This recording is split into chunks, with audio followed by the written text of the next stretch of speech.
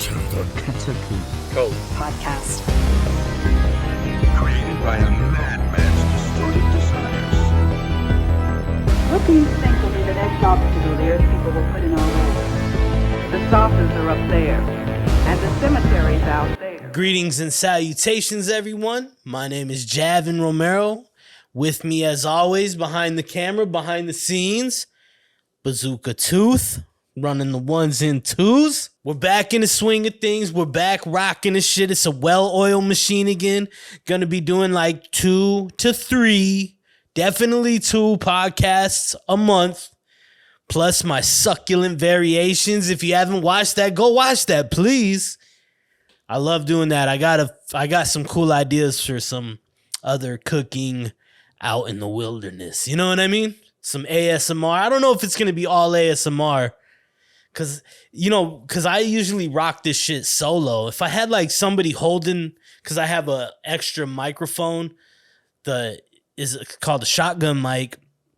It's a Shure, I forget what it is, NTG something. It's a badass microphone, and if you put it right up to things, you'll hear it sizzle and shit like that. But to cook and film and do the audio, like I need another person to fucking, it's a couple weeks after Valentine's Day, a week or so, as of this recording. But yeah, I have been hanging out with a really cool girl. Maybe she can be the sound lady. I feel like I make her do like tasks, like not tasks, like activities that I like fishing. I don't know if she's into them. She says she is, but yeah, she's cool. She's really cool. We've been hanging out.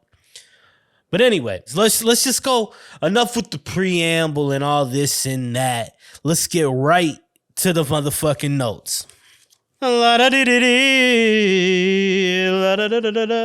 Should we start in grievance corner?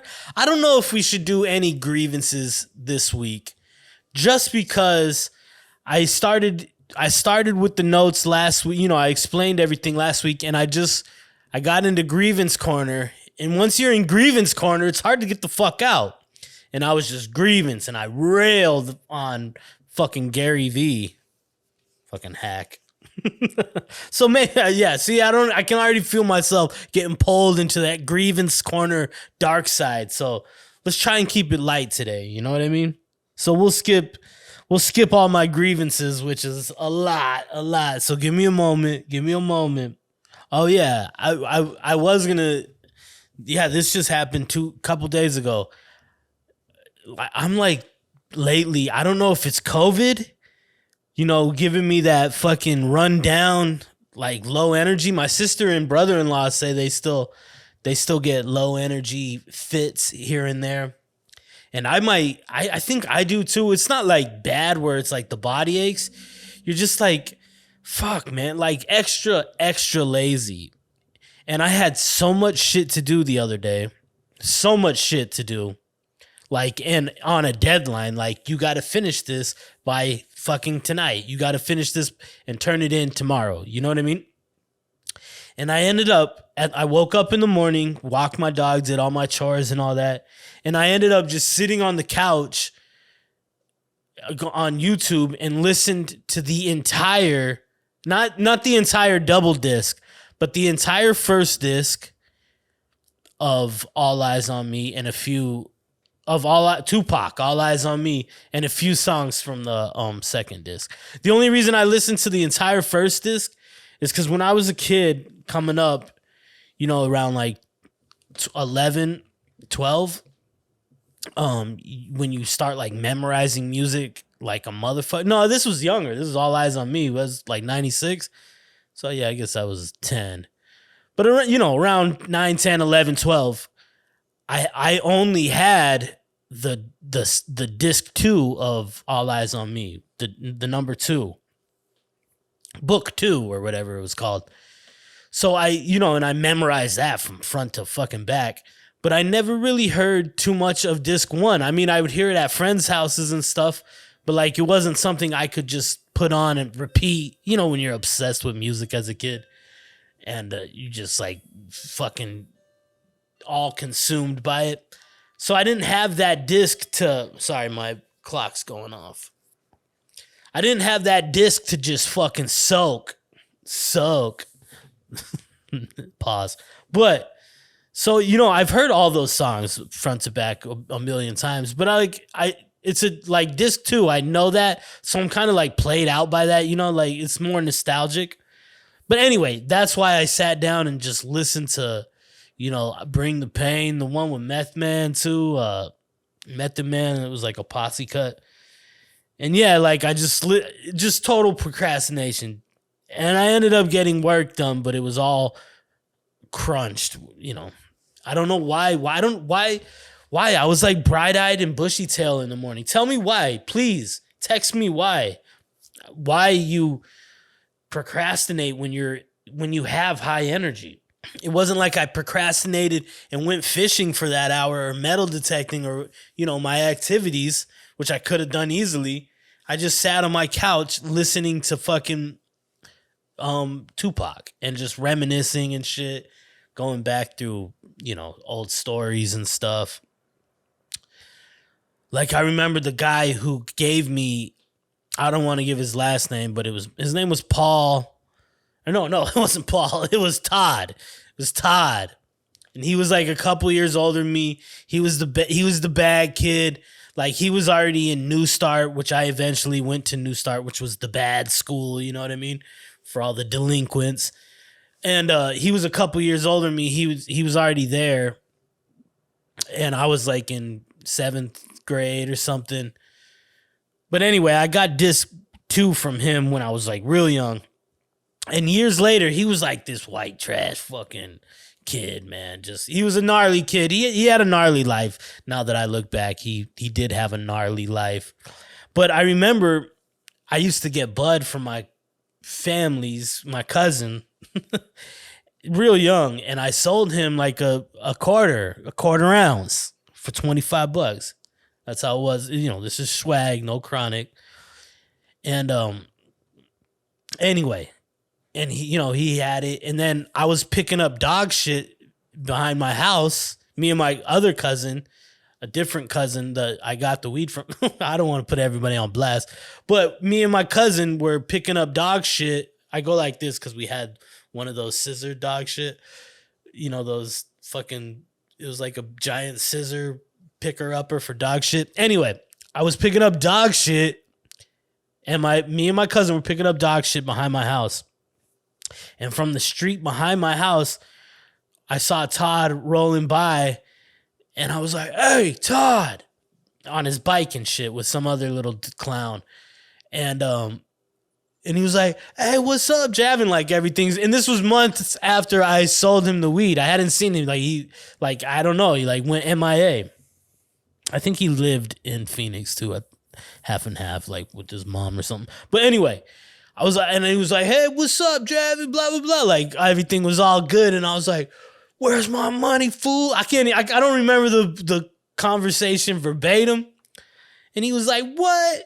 I don't know you shit." And I was like, "Motherfucker," like blah blah blah. And he was like, "Bullshit." And like he started talking shit, and I was like, "I'm gonna fuck you up." And he was like, "Come down here then, pussy," or something like that. And I had a little Honda 50. I told you the story of my Honda 50. And I had a little Honda 50 that I would just cruise around the neighborhood. It fucking barely went 25 miles an hour. And when 2 people were on it, like I would always have my homies on it and shit. It was like I told you about it. It was an old like 1960s one, all metal, heavy. It wasn't like a dirt bike. It was like, it looked like something you'd see in the World War II, like had one of those long seats, you know what I mean? It was dope. But it was like 2 people were on it, going up even a slight incline. You'd have to like push with your feet and shit. So anyway, me and my cousin, I was like, "Man, fuck that." Trying to be hard or whatever back in the day where everything was like, everything you had to show you were tough or whatever, So then we hopped my own fence, or maybe we ran around. I don't know. But somehow I was cruising on that mini bike because he took off when he saw me like starting to run after him. And Me and my cousin were cruising on that mini bike, and I got to his house. His pops was never home. He was kind of a latchkey kid. Now that I look back, it's hard to blame the kid, but anyway, I was like, "Hey, come out here, fool! I want my money." Blah blah blah. This and that, trying to say the mean shit. And he ends up pulling a rifle, a shotty, at the window and pointing at me and said, "Get the fuck out of here, motherfucker!" And like cocks it or whatever. And I had just seen Friday for the first time, so this was like 95, probably maybe 96. I was young. I started young, and I had just seen Friday. And when Ice Cube pulls the gun on Debo. I was like, Todd did that. This was right through the window and shit. And I'm standing in front of his house, and he pulled it. He was like, "Get the fuck out of here!" And I was like, "What the fuck you gonna do with that besides make me mad?" So cheesy. I forget how that like de-escalated. I know I should probably not say this, just because I still feel bad now that I look back.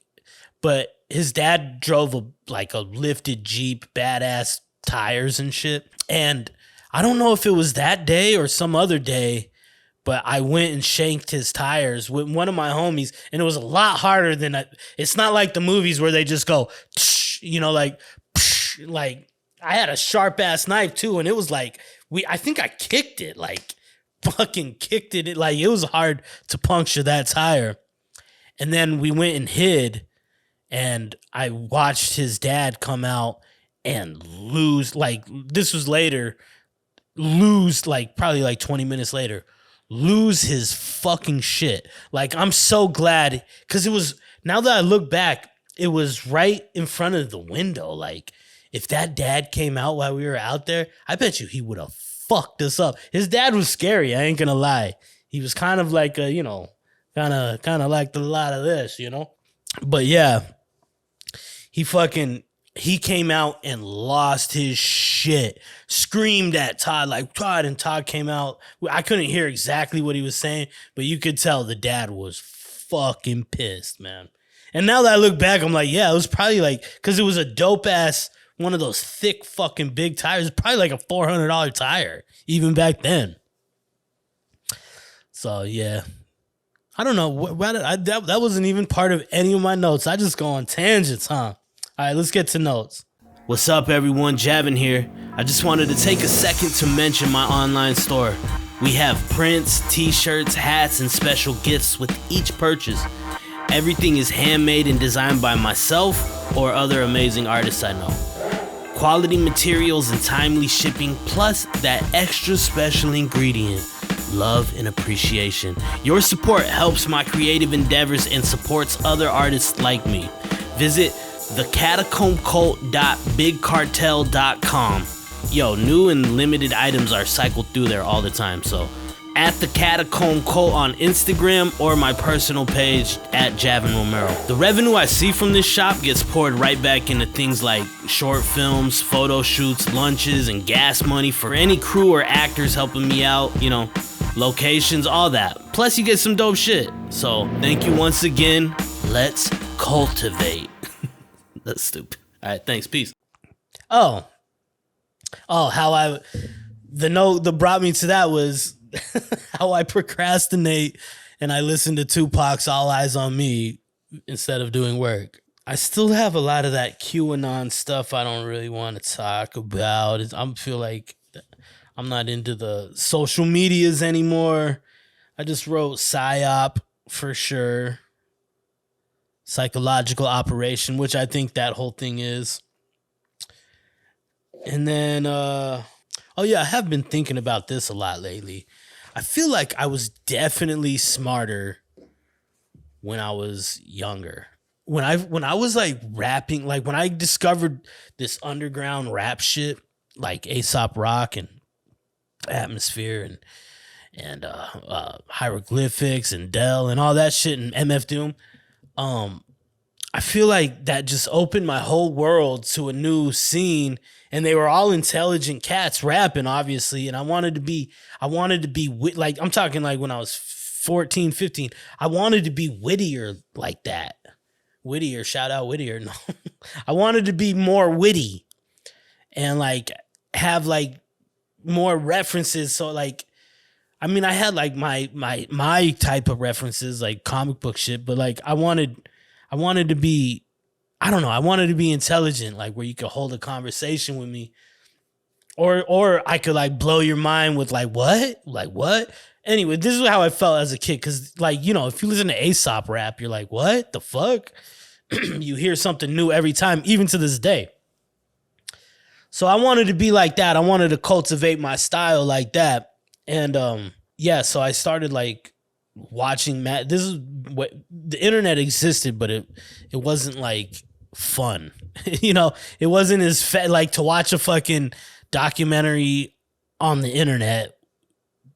I would go to like Yahoo videos and look up like Zeitgeist and Mysteries of the Pyramid and shit. And you would have to let it buffer for a good 5 minutes. And then sometimes that wouldn't even work. You know, it wasn't like easy and fun like it is today. And actually, when I'm talking 14, none of that shit existed. It was just reading. You had to read. And I did. I started reading and like just expanding my mind. And my mind was younger and it absorbed things easier, I think. I just got this book called Why You Can't Pay Attention Anymore. And it's about this guy. He's a writer, and he was like, yo, I've been reading books my entire life. I have been too. You know, I've been reading my books. I've been reading books since, for sure, like middle school, and definitely from like 16 on, very consistently, like a lot, reading a grip. Like before that, I read here and there, but like from 16 on, kind of that awakening that I was just talking about, I read voraciously. And he was like, and he was talking about how he was like that too. And maybe I shouldn't mention this because it's more about social media. But he was talking about how he used to read books like nonstop, and now he can't seem to concentrate while he's reading on a book anymore. And I'm kind of like that too. Lately I'm reading the new Dan Brown book, and Dan Brown's like one of the easiest dudes to read. And it's been like a half a year. I haven't even finished it. And it's not because I'm like slow reading at it. I'm just like, I don't know. Like I just don't read anymore. So, and it's basically like all about how technology has warped our minds and shit. But I don't want to get into that. I feel like I've been railing on social media too much. What was that all about, that tangent? I might just cut that whole motherfucker. I used to be smarter when I first started rapping seriously, because I've been writing rhymes since I was like 9.